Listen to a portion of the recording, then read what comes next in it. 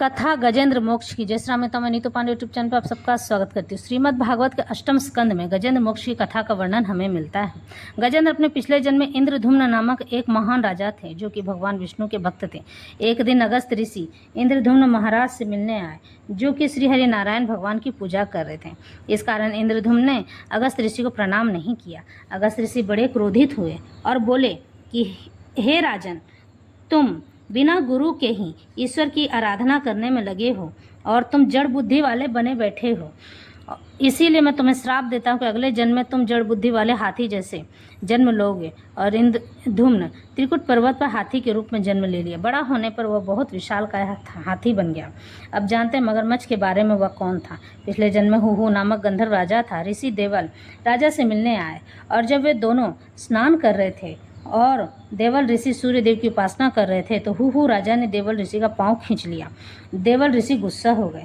देवल ऋषि ने श्राप दिया कि तुम अगले जन्म में मगरमच्छ का रूप लेकर पैदा होगे। फिर ऐसा ही हुआ। राजा इंद्रधुम्न विशालकाय हाथी के रूप में जन्म लिए और गंधर्व राजा हुहू मगरमच्छ हुए। एक समय की बात है कि गजेंद्र हाथी जंगल से जा रहे थे। तभी गजेंद्र को जोरों की प्यास लगी और वह पानी पीने के लिए सरोवर के पास चले गए। गजेंद्र ने पानी पिया और अपनी हथनियों के साथ पानी में जाकर अटखेलियाँ करने लग गए।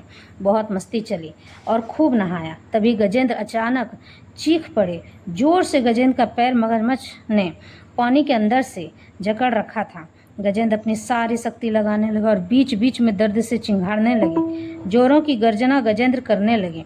ऐसी हालत जब हथनियों ने देखा तो अपने मालिक की ऐसी हालत देखकर हथनियाँ भी रोने लगी। पूरा सरोवर खून खून हो गया। हजारों वर्षों तक मगरमच्छ और गजेंद्र का युद्ध चलता रहा पर कोई हल नहीं निकला। मगरमच्छ पानी के अंदर रहने के कारण उसकी शक्ति वैसी की वैसी थी, पर गजेंद्र की शक्तियों ने जवाब दे दिया था। फिर भगवान विष्णु की कृपा से पूर्व जन्म की स्मृति गजेंद्र को याद हो आई और गजेंद्र ने भगवान विष्णु की स्तुति की।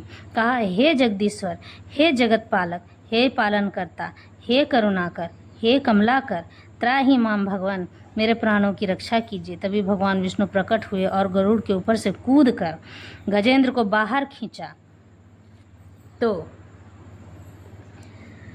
मगरमच्छ भी पानी से बाहर आ गया और सुदर्शन चक्र से मगरमच्छ का मुंह चीर दिया और गजेंद्र की जान बचाई।